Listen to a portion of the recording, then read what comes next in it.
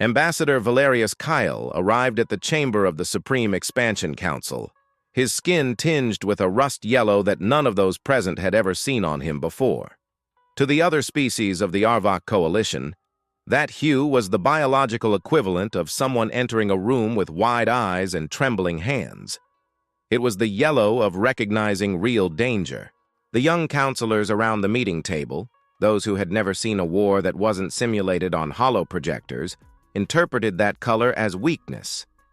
They were wrong. Valerius Kale had 72 years of diplomatic service. He had negotiated with the Shrak, a species that communicated exclusively through ultrasonic frequency vibrations and considered silence a form of capital threat.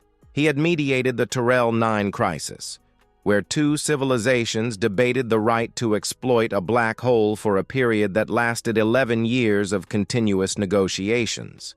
He had learned 43 languages, including 2 from species that no longer existed, and in all that vast experience, he had developed a skill that the young counselors simply did not possess: the ability to recognize when something was wrong in a way that could not be quantified in reports. The oval table of the Arvok Coalition's Expansion Council floated in the center of a spherical chamber in orbit around Arvok Prime. Through the transparent walls, the stars provided the only backdrop worthy of decisions that would affect billions of lives. It was a purposeful design. The chamber's architecture had been built to remind the counselors of the scale of their responsibilities. Lately, it seemed the counselors had simply stopped looking at the stars. Director General Lyra Thorne, a middle-aged Arvok whose skin was habitually fixed in a cobalt blue of self-assurance, opened the session with the speed of someone who had already made his decision before entering the room. Ambassador Valerius Kyle, your report on Sector 7 Ken reached the Strategic Analysis Committee 3 weeks ago. The committee found your conclusions colorful. There was a calculated pause, and 2 of the younger counselors offered a slight smile. We are here to discuss the next steps of Operation Mineral Frontier, not to revisit theoretical fears. Valerius Kale placed his projection device on the table with a calm that was itself a kind of answer. With respect, Director, my report does not contain theoretical fears. It contains 11 years of systematic observation, linguistic analysis, behavioral modeling, and intelligence data that were collected at considerable cost to this coalition. If the committee classified them as colorful, I recommend that the committee read them. Lyra Thorne's skin maintained its cobalt blue, but a spark of violet appeared around his temples, the color of contained irritation. We have previous intelligence reports classifying the human species as a Class 3 threat. Aggressive by nature, but technologically limited. Their ships use conventional fusion propulsion. Their shields are based on second-generation electromagnetic fields. Their war computers operate on silicon. Silicon, Ambassador. While we have been using quantum state processors for 2 centuries now. Those reports are 40 years old. Valerius Kale did not raise his voice. He simply stated the fact as if it were a stone being placed on the table. And there is a more fundamental issue than technology that the director is ignoring. Enlighten us. Valerius Kale activated the holoprojector. An image took shape in the center of the chamber, the border of human space. That region of the Orion Arm that humanity had delimited with almost surgical precision over the last 300 years of stellar expansion. And there, at the edge of that border, floating in orbit around an unnamed red dwarf, was a plaque.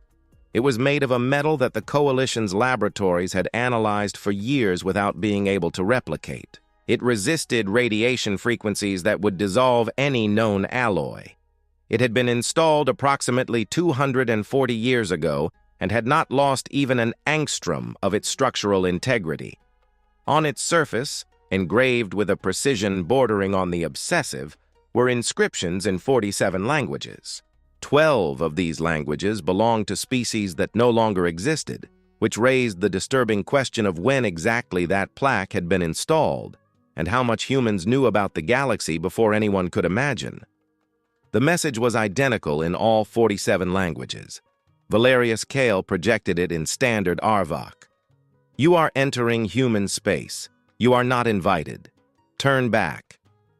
There are no detailed threats in that message, Valerius Kale said. No reference to weaponry, non-aggression treaties, intergalactic tribunals, or any conventional deterrence mechanism. Humans did not bother to explain the consequences.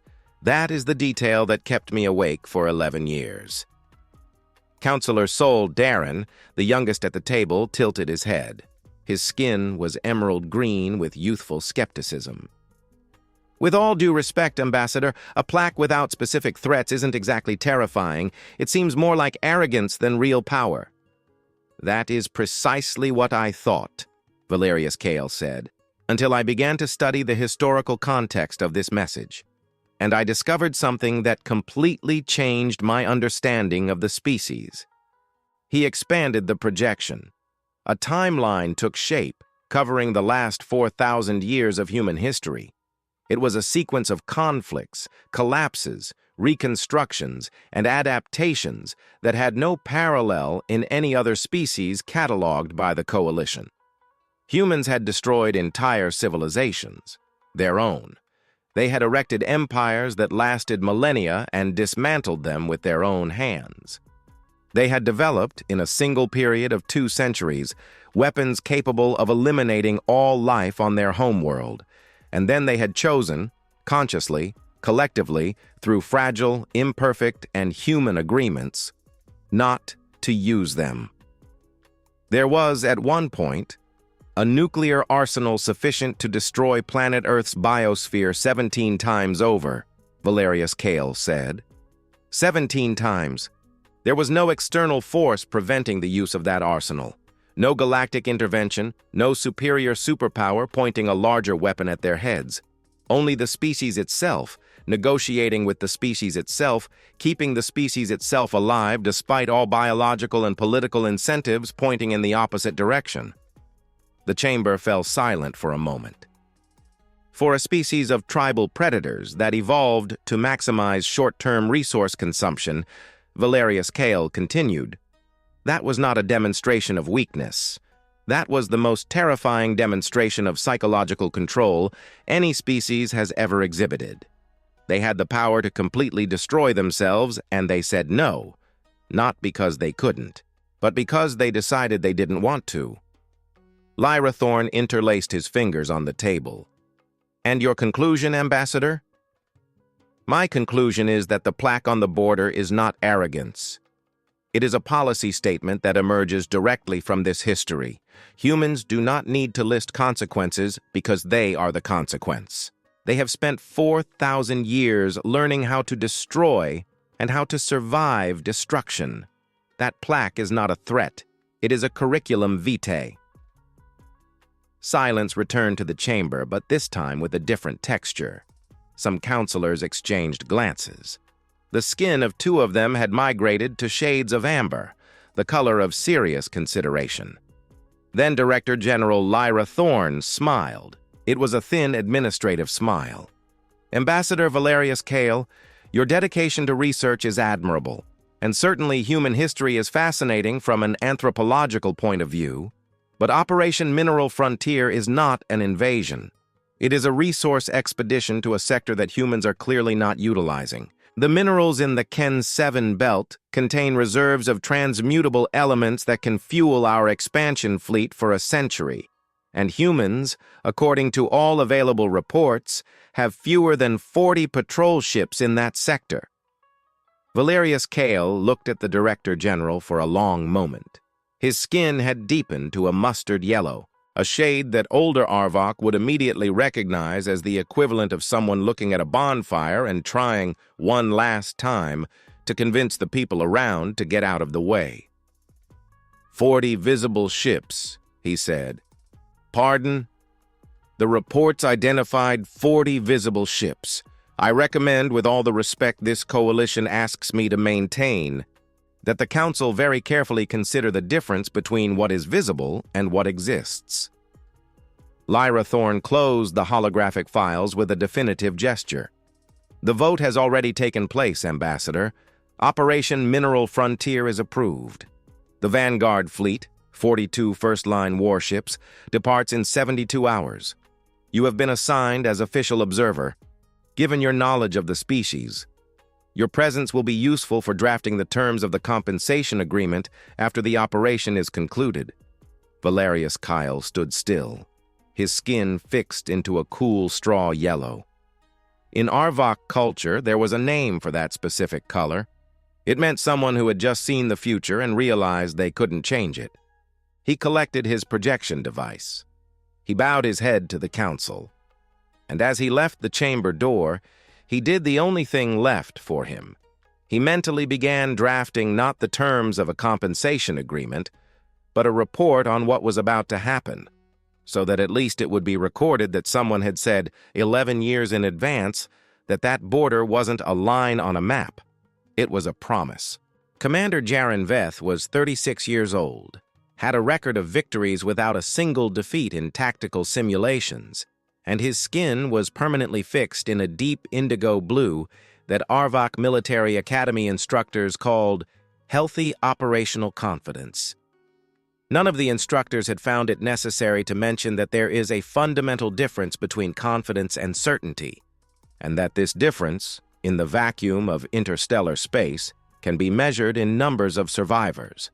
His flagship, the Glorious Advance, was the pride of the second generation of the Arvok fleet, a triple alloy hull resistant to dwarf star temperatures, gravitational field shields capable of deflecting relativistic projectiles, a tactical artificial intelligence system, TAIS-7, which had processed and cataloged the combat patterns of 316 different species and could predict, with a 2% margin of error, the tactical movements of any cataloged adversary force. Jaren Veth had trusted that machine more than he trusted any biological being. The Vanguard fleet crossed the Terrell-Ken navigation system in diamond formation, 42 ships distributed in 3 defensive layers, the flagship at the center, protected by 2 escort rings. It was a formation that had been calculated, refined, and tested in simulations for 2 years before the operation. TAIS-7 had calculated that, even against an unexpected resistance of up to 60 standard human-designed ships, the fleet could maintain operational integrity above 80%. The Ken 7 asteroid belt appeared on sensors as a dense cloud of mass points along an ecliptic plane inclined at 18 degrees. The transmutable minerals were detectable even at this distance. The long-range spectrograph cataloged them in 3 seconds, and TAIS-7 confirmed. Reserves sufficient for 118 years of energy production at the Coalition's current consumption rate. It was a wealth that justified, according to all available economic calculations, any reasonable operational risk. There was no sign of the human border on active radio. There were no patrol transmissions. There was, and here Sensor Lieutenant Aaron Nem mentioned the observation with an uncertainty that Jaren Veth dismissed, no active engine signature in the entire sector. 40 patrol ships and none are powered on, Aaron Nem said. Saving power, Jaren Veth replied. Minimum presence tactic. They know the sector isn't a priority. Aaron Nem said nothing more, but his fingers moved over the control panel in a way that, if anyone had paid attention, would have looked like someone continuously checking for something they couldn't find. The borderline was visible in the navigation systems as an abstract coordinate. There was no physical barrier naturally, just the delimitation registered in treaties that humanity had unilaterally deposited in the Galactic Assembly archives 300 years ago. But when the fleet crossed that coordinate, the automatic Sentinel ship installed at the unnamed Red Dwarf, the one supporting the indestructible metal plaque, lit a single amber light. There was no sound, naturally. Space does not conduct sound. But there was, in the Galactic Assembly's long-range communication systems, an automatic transmission that departed from that beacon at that exact moment, a registered notification with time, coordinates, and identification of the invading fleet. A file. Proof. Jaren Veth did not know this. TIES 7 had not been programmed to monitor transmissions from automatic border beacons, because none of the analysts who programmed TIES 7 had considered that the beacon was still operational after 240 years. The first 8 hours after crossing the border passed in complete silence. The fleet advanced towards the asteroid belt at suboptical speed, performing mineral mapping scans, sending reconnaissance probes to the asteroid groups richest in transmutable elements. TIES 7 had calculated that, if there was no resistance in the first 12 hours, the probability of organized resistance dropped to less than 4%. At the 14th hour, a ship appeared on the sensors, only one. Lieutenant Aaron Nem was the first to detect it, and spent 30 seconds verifying the data before reporting, because what the sensors showed was so different from anything expected that he wanted to be sure there was no reading error. But there wasn't. A single human ship had emerged, not from standard approach vectors, not from cataloged patrol routes, but from within the asteroid belt itself, emerging from between 2-kilometer-diameter rocky masses as if it had been there all along, cold and motionless, waiting. Meridian-class destroyer, TIE 7 said. Estimated crew of 120 to 140 humans. Conventional weaponry, threat capability against this formation, 4.3%. Jaren Veth crossed his arms. 4% threat. A solitary ship against 42. That was either extraordinary courage or extraordinary stupidity. And in his experience, both tended to have the same operational result for those who exhibited them. The transmission arrived 32 seconds later. Open protocol, automatic translation. The image that formed on the holoprojector showed a human, biologically female, with short dark hair and eyes of a color the databases described as amber brown, sitting not in a crisis posture, but in the posture of someone having an administrative conversation she would rather not be having. What Jaren Veth noticed, and what TIE 7 had not been programmed to notice because it was not a measurable tactical variable, were her eyes. There was no urgency in them. There was something that Valerius Kale, if he had been on the bridge at that moment, would have recognized immediately. The specific stillness of someone who already knows exactly what is going to happen. This is Counter-Admiral Sarah Chen of the Earth Space Navy vessel HSS Resolution. You crossed the designated border of human space at 14:37 Coordinated Galactic Time. This has been recorded and filed. I have a single offer for you. Turn back now and leave the way you entered. This offer expires in 60 minutes. Jaren Veth let a moment of silence pass. Then he replied with the calm of someone who has 42 ships behind him. Counter-Admiral Chen, we represent the Arvok Coalition on a mineral reconnaissance expedition. This sector has no actively inhabited or exploited structures. Our presence does not constitute a threat to human installations or populations. We are willing to negotiate fair mineral compensation for extracted resources. The woman on the screen did not blink. She did not adjust her posture. She showed no sign that this response had caused her anything resembling surprise or the need to reconsider. The issue is not what you intend to do, she said. The issue is what you have already done. And then the fleet's sensors exploded into activity. It wasn't 2 contacts. It wasn't 10. TIES 7.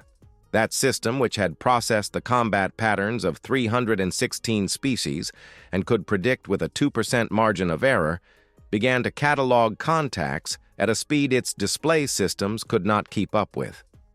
From the asteroid belt. From between the shadows of larger rocky masses. From positions that, now that the ships activated, revealed they had been calculated with a geometric precision that suggested not improvisation, but planning. Long-term planning. 67 human ships, 73, 81. TIES 7 had stopped providing threat probabilities. It had simply stopped, like a calculator that encountered an equation for which it was not programmed. They're cold, Aaron Nem said, and his voice had a new texture that Jaren Veth had not heard before. Engines off. Passive systems. They were here, cold and without emission, to this entire fleet. For how long? The intelligence database provided the answer automatically, because there was a file there that had been sent 11 years ago by a diplomat whose report the Council had classified as colorful. 11 years. The human ships had been there for 11 years, cold and silent within the asteroid belt, from the moment Ambassador Valerius Kale's report had been transmitted and intercepted, because humans naturally had intercepted the report. They had read the Coalition's assessment of themselves, and they had had 11 years to prepare not for the possibility of an invasion, but for the certainty of it. Jaren Veth's skin lost all its indigo blue of healthy operational confidence. It turned white, a color that, in Arvok physiology, had no name, precisely because no biologist had found it necessary to name something they had never observed.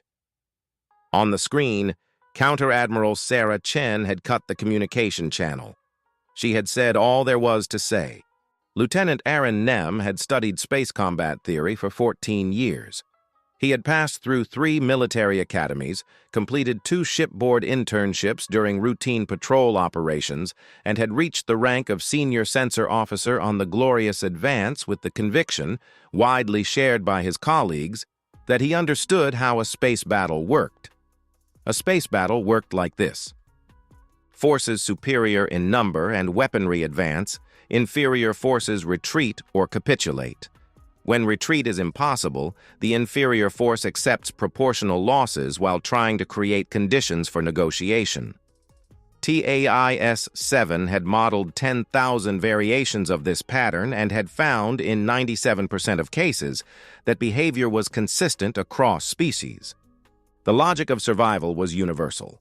What happened in the 40 minutes following the activation of the human ships was not covered by any of the 10,000 models. The human ships did not organize into a standard offensive formation. They did not create a containment ring, did not advance in a wedge, did not position themselves for a coordinated frontal attack. What they did, and Aaron Nem took 22 seconds to accept that his sensors were reading correctly, was disperse. Not in retreat, but in a pattern that TAIS-7 tried 8 times to classify as a known formation and failed 8 times, because it wasn't a formation. It was the opposite of a formation. It was deliberate tactical individuality. Each human ship acted as if it were the sole actor in a theater completely different from the others.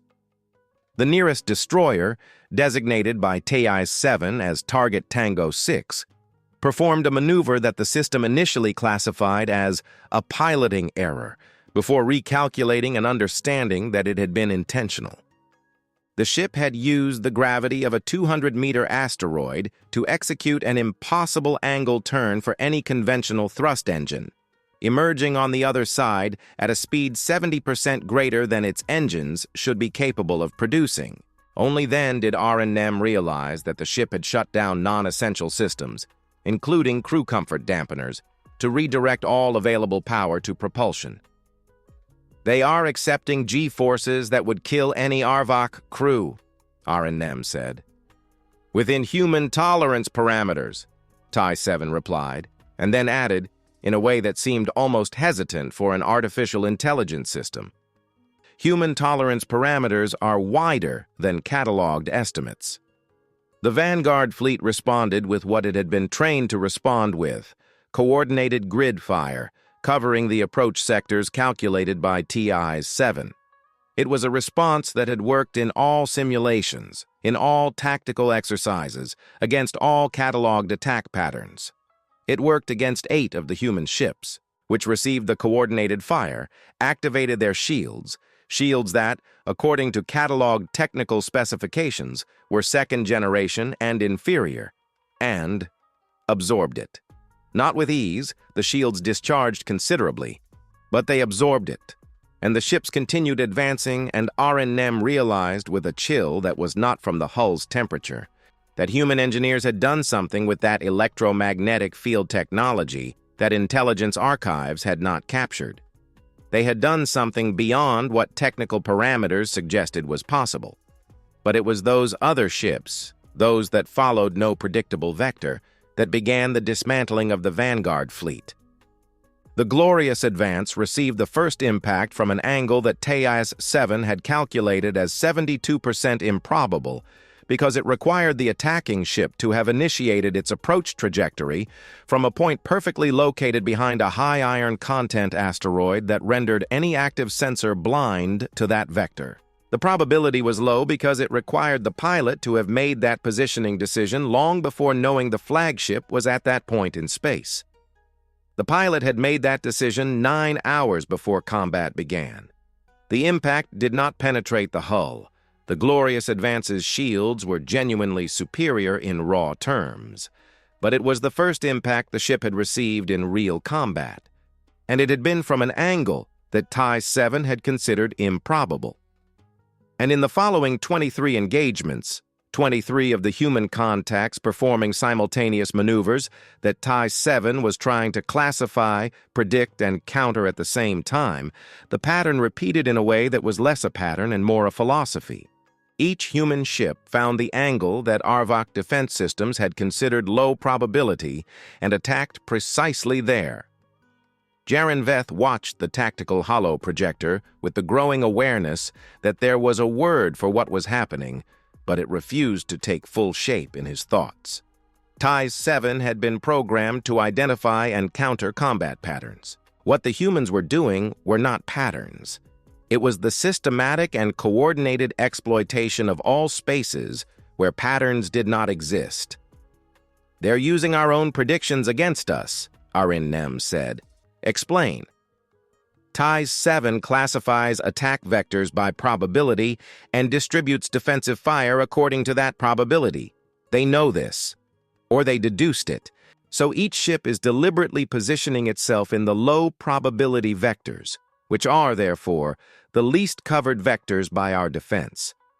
It's not that they are unpredictable, it's that they predicted what our prediction would be and went where our prediction said they wouldn't go. The glorious advance received 2 new impacts. Shields dropped to 63%. Around them, the escort ships were reporting shield failures in sequence. And then the thing happened that broke any remaining model TAIS 7 had for combat. The destroyer designated target Tango 14, a ship that had received 3 direct impacts and was clearly experiencing propulsion failure, its energy signature dropping to emergency values, paused for 47 seconds. R&M detected the short-range transmission emanating from the ship. The humans aboard were being evacuated to escape pods. "They're surrendering," a combat officer said. The ship did not surrender. What happened was that the hull of target Tango 14, now unmanned and with its control systems transferred to an automatic protocol, accelerated directly towards a concentration of 3 Arvok escort ships.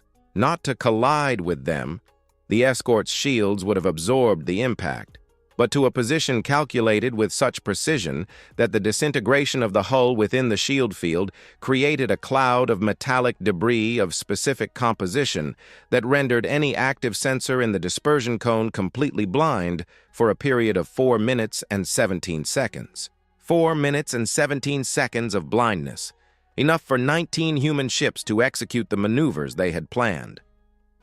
"They used their own ship as a weapon," Arin Nem said. "No," Valerius Kale said.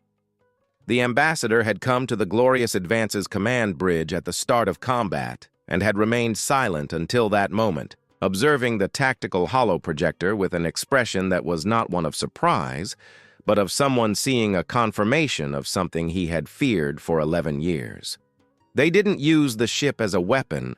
They used the debris as a weapon.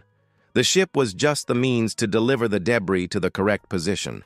They thought about what happens after the ship is destroyed and turned that after into a tactical resource. Jaren Veth turned to Valerius Kyle. "This is what you tried to tell us." "This is part of what I tried to tell you," the ambassador replied. "The other part is that this is not spontaneous genius. This is doctrine. They trained for this. Every pilot in these ships is operating according to a combat philosophy that has been distilled from 4,000 years of internal wars. Every maneuver has a name, Every protocol has a manual. What looks like chaos to TIE 7 is actually the application of principles that are so ancient and so exhaustively tested that they have become intuitive for any human military operator. The debris cloud from Tango 14 began to disperse. Sensors gradually regained visibility. Of the 3 escort ships that had been blinded, 2 had shields in complete collapse. The third was silent. "We're losing the Vanguard," a combat officer said, and in his voice was a tone that Jaren Veth recognized as something he had never heard in a real human voice, but had read about in historical reports, the beginning of the understanding that the impossible outcome was becoming inevitable. Jaren Veth did what a good Arvok commander does when the situation deviates from planned parameters. He activated the tactical recalibration protocol, consulted TAIS-7, and requested a new probability assessment. TAIS-7 took 11 seconds to respond, an eternity for a quantum processing system. When it responded, there was only one line: insufficient data for reliable predictive modeling. Recommended action: immediate retreat.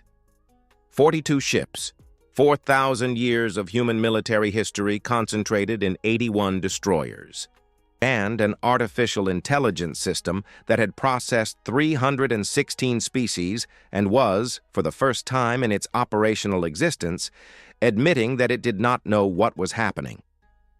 Jaren Veth opened the emergency channel to the fleet. "All units, retreat formation, exit vector," R&M interrupted. His voice was completely flat, the tone of someone delivering a fact that has no possible interpretation beyond what it means. "Commander, exit vectors are blocked."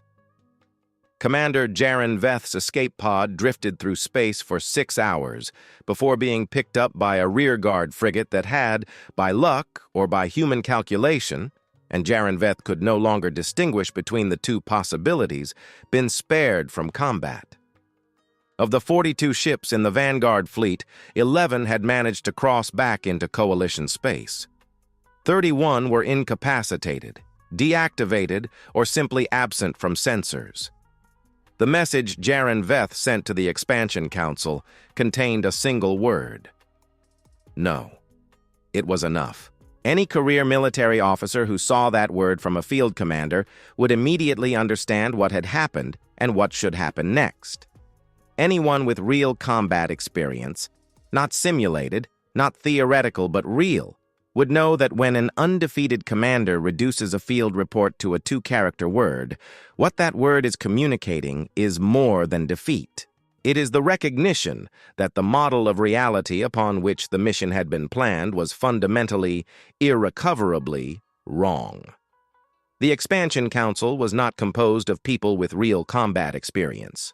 Valerius Kale was in the frigate's communication room when the dispatches from the Council began to arrive.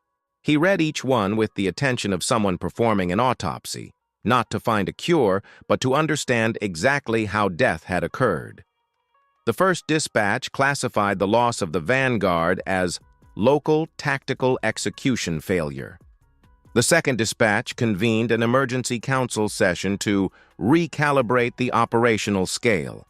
The third dispatch, and here Valerius Kale closed his eyes for a moment because he had waited for this dispatch and had hoped to be wrong, ordered the mobilization of the Strategic Response Force.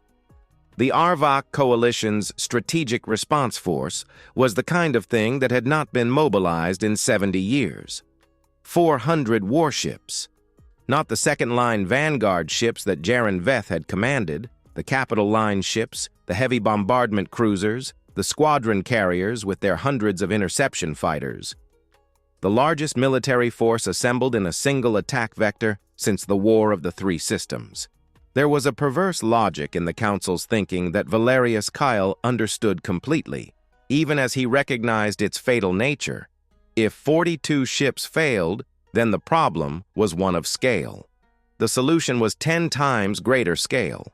What the Council was unable to process, what institutional pride and the need for a narrative of competence made impossible to process, was the possibility that the problem was not one of quantity, but of quality of understanding.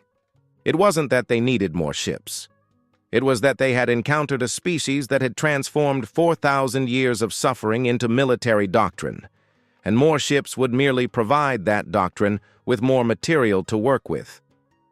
Valerius Kale requested access to the direct communication channel with Director General Lyra Thorne. Access was granted with a speed that surprised the ambassador. And then he realized why. The Director General wanted that conversation. The Director General needed that conversation because there was data on the council meeting room holoprojector that the Director General needed someone to tell him was interpretable in a way that did not mean what it appeared to mean. "Ambassador," Lyra Thorne said. His skin had lost much of its usual cobalt blue. There was a complex mixture of tones, amber of genuine concern, traces of violet of political resistance, and something Valerius Kale took a moment to identify as white of active denial. "The Strategic Response Force departs in 40 hours. You will continue as designated observer." "Director General," Valerius Kale said, "I need you to understand what is about to happen. We have 400 ships, Ambassador, against 81 destroyers that—" "The destroyers were their vanguard." Silence. "The 81 we saw in the Ken 7 belt were the pre-positioned containment force." Valerius Kale continued. "Designed to destroy a medium-sized fleet and send a message.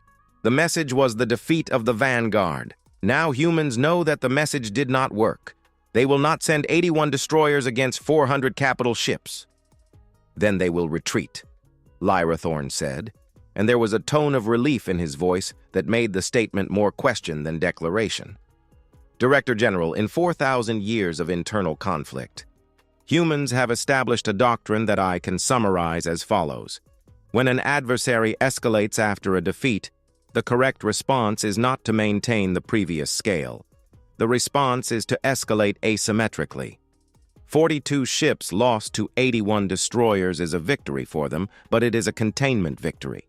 400 capital ships crossing their border is not an escalation they will try to contain with destroyers." There was a quality to the silence that followed that was different from previous silences. This was the silence of someone who is finally, after too long, letting the information sink in. "What will they do?" Lyra Thorne asked. "They will exterminate the threat." Valerius Kale was assigned as an observer to the main fleet. The 40 hours of preparation were the most surreal experience of his career. Around him, the operational planning teams worked with the energy of people who genuinely believed they were planning a victory. Tactical projectors displayed refined attack formations. Communication officers prepared drafts of the surrender terms that humans should accept after the demonstration of force. Engineers checked systems that had never been fired in real combat. There was a quality of theater that Valerius Kale observed from the outside, like someone who knows the play has a different ending than the actors believe they are rehearsing. When the Strategic Response Force crossed the borderline, the first difference from the Vanguard's entry was that the beacon's amber signal automatically escalated to red. Just a technical detail, but Valerius Kale noticed it and interpreted it the way he had learned to interpret anything related to humans, as deliberate information. The human border system had recognized that it was no longer dealing with an incursion, it was dealing with an invasion. For 48 minutes, space was perfect silence and darkness. And then space lit up. There was no better metaphor for what the sensors showed. Space, the empty, black space that the 400 capital ships of the Arvok coalition were crossing in refined battle formation, simply revealed itself as not being empty. Contacts emerged from all angles simultaneously, from the ecliptic plains below and above the fleet, from the molecular clouds that sensors had swept and classified as common interstellar matter, from the residual temperature trails of distant stars that served as thermal cover for engine signatures. It wasn't 81 destroyers. Te Zhao 7, now running in parallel on 14 interconnected processors in an attempt to increase modeling capacity, took 52 seconds to complete the initial count. 317 human ships in offensive positions, with more continuously emerging. Sizes varied from destroyers to line cruisers that Coalition intelligence had classified as heavy research vessels, without having understood, apparently, that the distinction between research and combat in human naval doctrine was, for humans, a matter of intent, not equipment. They built combat ships that looked like research vessels, the new fleet commander, Admiral Scorven, said, his voice having the quality of someone realizing in real time that he had been exchanging correspondence in a language he thought he knew and just discovered he had been reading wrong. They didn't build them to look like research vessels, Valerius Kale replied. They are research vessels. Humans equipped their research vessels for combat because, from their perspective, any vessel leaving human space might encounter a threat. The distinction we make between military and civilian is less rigid for them. Counter-Admiral Chen appeared on the communication channel again. The same calm, the same eyes of a predator at rest. This time, she did not offer 60 minutes. You crossed the border a second time, she said. There is no third offer. And the combat began. This time, TIE 7 did not attempt to model the patterns. It had been reprogrammed to recognize, after the Battle of the Ken 7 Belt, that pattern modeling against human doctrine was computationally unfeasible.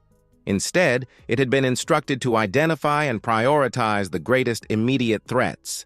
The problem was that the greatest immediate threats were arriving from 237 different vectors simultaneously. Valerius Kale stood in the center of the command bridge, his skin fixed in a pure yellow-white that no Arvok around him had ever seen before, and observed. Not because there was anything he could do, but because he had promised himself, 11 years ago, that if that day came, he would at least bear witness. At least there would be a record made by someone who had tried to prevent what was happening. The combat lasted 6 hours.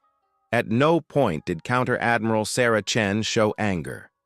There was one thing that the Arvok Coalition's tactical analysts had not included in intelligence reports about humanity, because it was the kind of thing that is not captured in sensor sweeps or analyses of intercepted communications. It was the thing that Valerius Kale had tried to describe to the Expansion Council, and for which he had not found the exact words in the Arvok diplomatic lexicon. The closest human word he had discovered during his 11 years of research was doctrine. But doctrine did not entirely capture the concept, because doctrine implies a set of rules established by a central authority. What humans had was different. It was a set of principles that had emerged organically over millennia of conflict, had been tested against all imaginable variations of adversary and circumstance, had been refined by each generation through the painful and exhaustive experience of war, and had become so fundamental to human military thought that any human career officer could, in any situation, with any degree of incomplete information, make a decision that was consistent with that doctrine without even needing to consult a manual. It was a collective intelligence built on suffering. What Valerius Kale observed from the flagship's holoprojector, as shields pulsed with impacts and fleet formations reconfigured in increasingly desperate responses to human maneuvers, was precisely that principle in action. Each human pilot made decisions independently.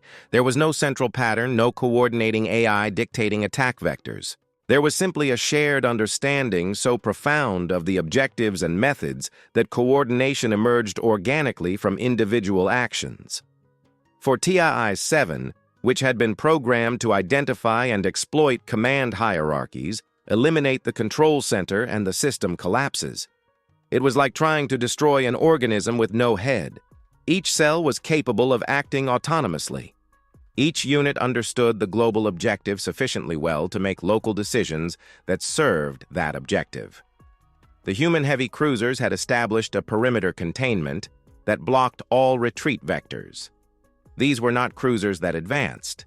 These were cruisers that were simply in the exact places where any attempt by the Arvok fleet to exit would need to pass. TIE 7 calculated 14 alternative escape routes.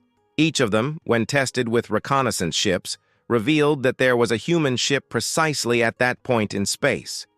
Admiral Skor Ven had stopped consulting TIE 7 by the third hour of combat. Not out of stubbornness, but from the practical understanding that the system was producing recommendations that arrived too late to be implemented. The battle space was changing faster than the system could model, because the battle space was actively being reinvented by human pilots every minute of combat. There was one ship. Valerius Kale had begun to track it individually on the holoprojector, Fascinated, which he had mentally designated as the Falcon because it flew in a way that no other human destroyer exactly replicated.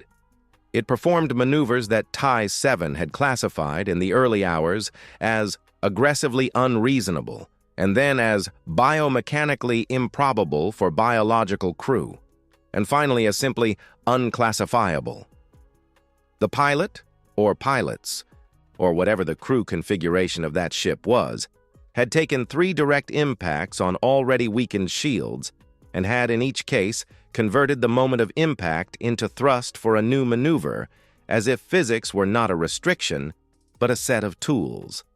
There was something there that Valerius Kyle had read about in human history, but never expected to see manifested so directly.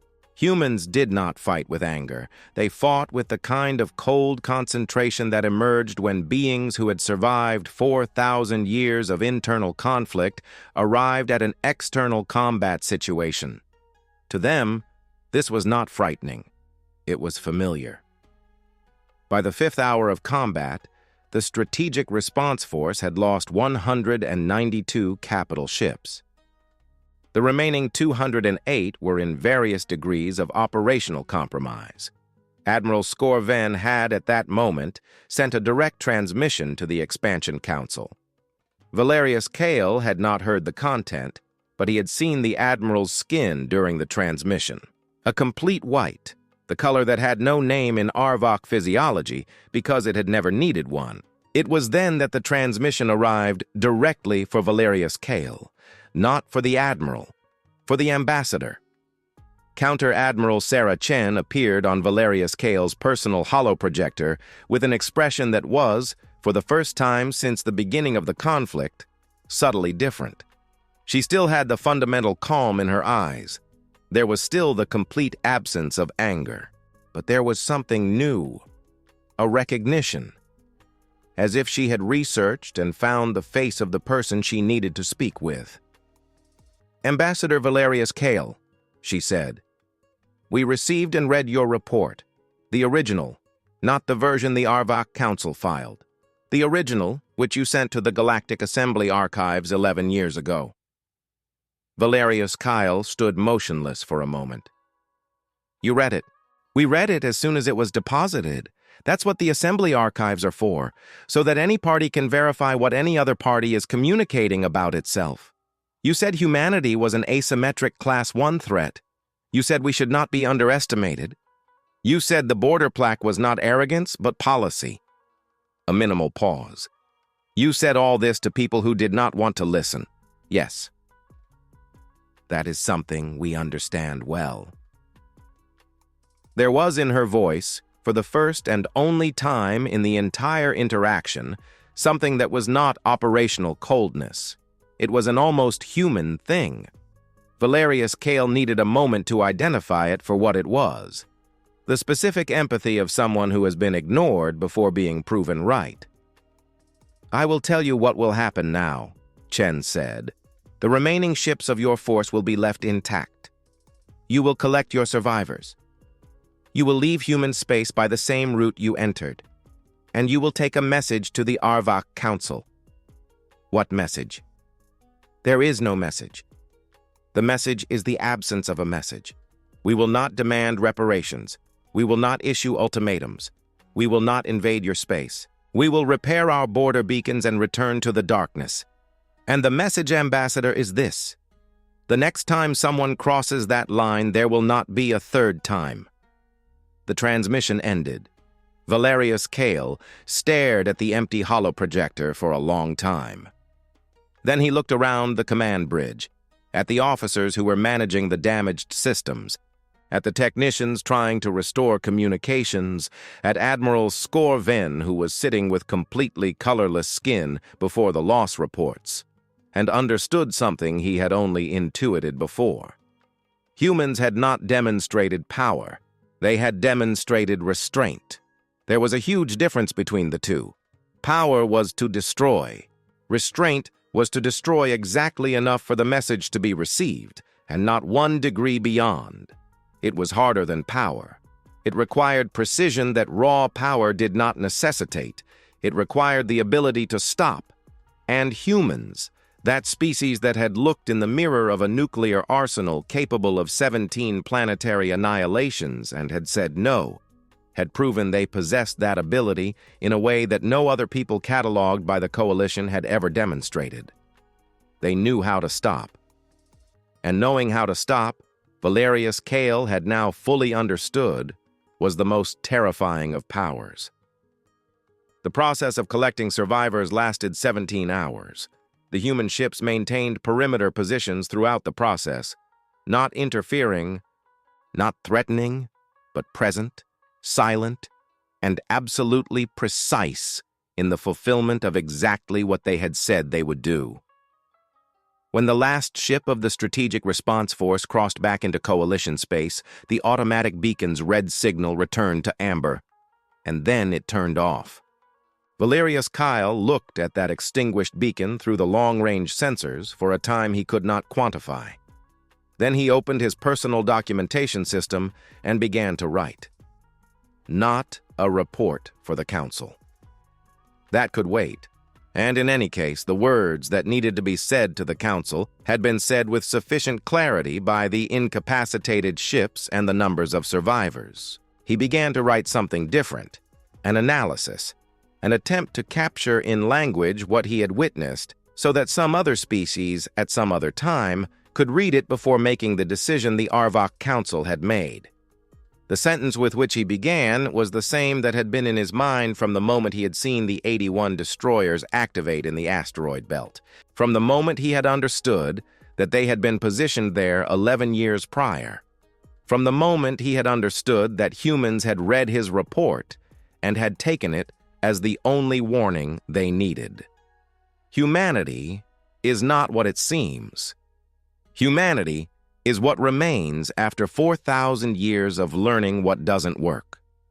That, he thought, was the beginning of something that would take the rest of his life to finish. And he felt, for the first time in a long time, that it was exactly the right work for the life he had left. 23 years after the Battle of the Can 7 Belt, as it had been cataloged in the Galactic Assembly archives, with that diplomatic tendency to name events in a way that minimizes their violence. Ambassador Valerius Kale was the most sought-after figure in any interspecies forum in the known galaxy, not for his political position, which had changed several times over 2 decades of institutional upheaval in the Arvok Coalition, not for his age, which was considerable, but not extraordinary, but for the thing that very few beings of any known species could honestly claim. He had looked at what humanity was, had understood what he was seeing, had said aloud what he had understood, and had survived to confirm that he had been right. This made his words of a specific and rare type, words that had proof. The Balath 7 Cultural Navigation Summit was the largest interspecies diplomacy forum ever built, an orbital structure around a neutral gas giant, territory of no single species, administered by a consortium of 42 worlds, capable of simultaneously housing representatives from 278 cataloged civilizations. Its central auditorium, designed to accommodate the atmospheric, gravitational, and sensory needs of radically different species, was, in terms of environmental adaptation engineering, the most complex structure ever built by sentient beings.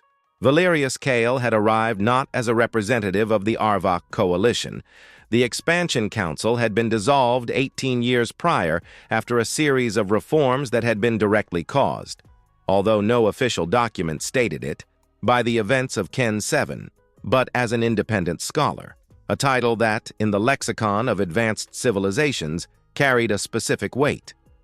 It was the title for someone who had accumulated too much knowledge to belong to a single institution. The auditorium was packed. Valerius Kale recognized representatives of species that had sent observers to the Ken 7 belt, species that had read his reports in the Assembly archives, species that had requested copies of his analysis, now published in 17 volumes and translated into 92 languages, including 2 that had emerged as trade languages since its publication.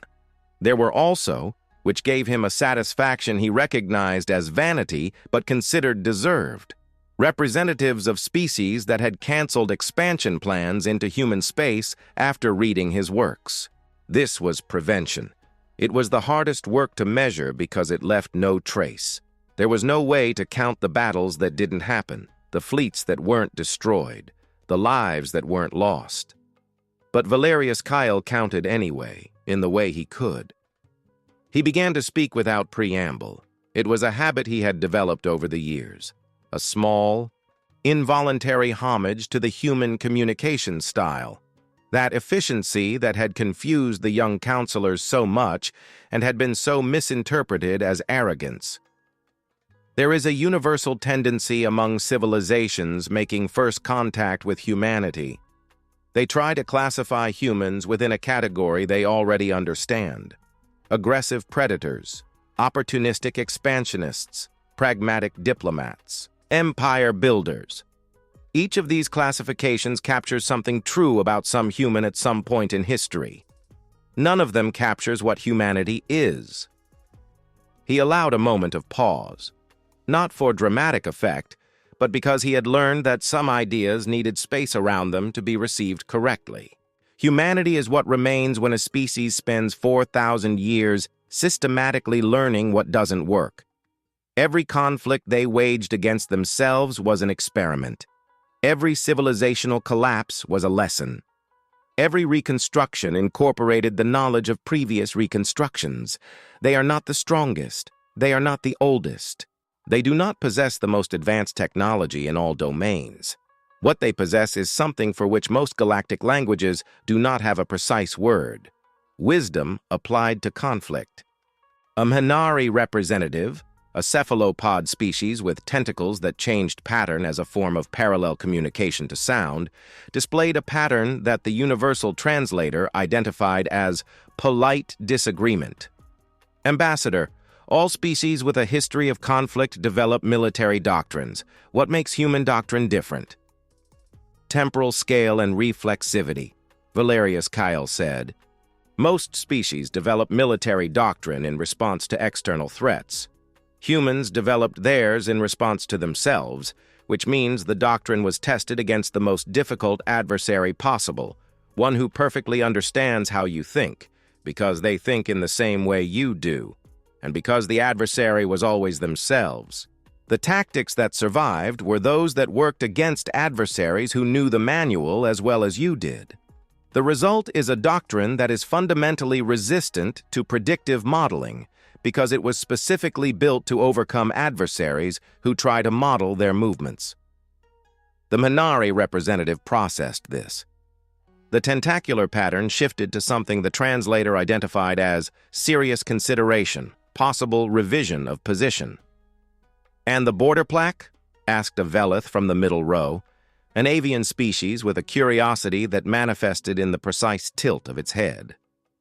In 47 languages, 12 from extinct species. That was always the question Valerius Kale most appreciated, because it was the question that revealed how much the audience was already thinking in the correct way.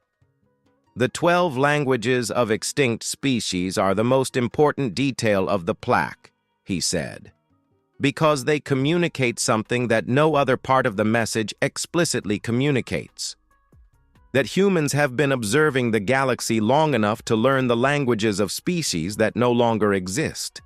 that they know species die, that they understood, probably before leaving their own solar system, that the galaxy is a place where civilizations flourish and disappear, and that their border would be found by beings of species they would never hear of.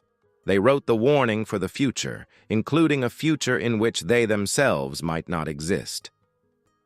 The silence that followed had a quality that Valerius Kyle had learned to recognize as the specific silence of an audience that is remapping, in real time, its mental map of a concept. "But here is what I have spent 23 years trying to articulate adequately," he continued, "and what remains the most difficult aspect to convey. Humans do not like war. This is crucial to understanding why they are so dangerous in war. They developed a level of competence in conflict that emerges precisely from the desire to end conflicts as quickly as possible, with the minimum of resources possible, to return to what they consider the desirable state, productive peace. The devastating efficiency I witnessed in the Ken 7 belt was not the efficiency of a species that loves to fight. It was the efficiency of a species that wants to end the problem and go home. A Drokar representative, a species that had, for prudent reasons, sent only a remote communication observer instead of a physical presence, transmitted a question through the mediation system. What is the practical recommendation for species with economic interests in regions near human space? Communicate, Valerius Kale said, with a simplicity that had taken decades to achieve. Humans have diplomatic representations in 211 systems. They negotiate. They make trade agreements. They share technology in areas where they consider that sharing does not create strategic vulnerability. They are, when contacted by legitimate and respectful means, reasonable and often generous partners. Counter-Admiral Chen, the same one who commanded the operations in Ken 7, signed, 2 years after that conflict, a scientific cooperation agreement with the Peleth system that included access to propulsion technology that reduced transit times to that system by 40%. The same person. The difference was the context. Valerius Kyle paused. There was one final thing he wanted to say, and he had been rehearsing its formulation for years. The border plaque has a phrase in 47 languages. "You are not invited. Turn back." It is a phrase that looks like a threat, but is, in fact, a policy statement. Humans don't stay awake at night thinking about you. They are not planning expansion into anyone's space. They don't want what you have. What they want is what they have always wanted and always failed to consistently have, but kept trying to achieve: the right to exist on their own terms, without another force deciding that their resources or their space or their existence are more useful to another will. He looked at the audience. 278 civilizations represented, each with its own history of conflict, each with its own ambitions and fears and maps of what was valuable in the universe. Respect their border, not because you fear the consequences, but because the border is the map of something you should recognize, the determination of a people to exist on their own terms. And if there is one thing that 4,000 years of human history have conclusively proven, it is that that determination does not run out. The auditorium fell silent for a moment. And then, in a way Valerius Kale had not expected, and that surprised him in a way very few things still could, a species he had not identified. A holographic presence in the last row, representing some civilization that had not yet formally affiliated with the Galactic Assembly, began something that the Universal Translator classified, after 3 seconds of processing, as expression of collective approval, cultural meaning, recognition of truth, spoken aloud. It was the intergalactic equivalent of an ovation. Valerius Kale looked at that holographic presence for a long moment. Then he bowed his head, the universal gesture of recognition, and thought of an indestructible metal plaque floating around an unnamed red dwarf with a message in 47 languages, 12 of them from species that no longer existed. And he understood finally, completely, what the humans had meant by including those languages. It was not a demonstration of knowledge, it was a promise. We will be here when you are no more. We will read what you wrote. We will remember that you existed. For a species that had almost destroyed itself 17 times and had chosen, each time, not to do so, the border was not a line in space. It was an argument for the value of continuity. And the best argument a people can make for their own existence is simply to continue existing, against all odds, with all the tenacity that 4,000 years of history can provide. Humans made that argument every day, and the universe, slowly, was learning to listen to it. End of story. If the tenacity of the human crew inspired you, subscribe to the channel for more chronicles from the galactic frontier.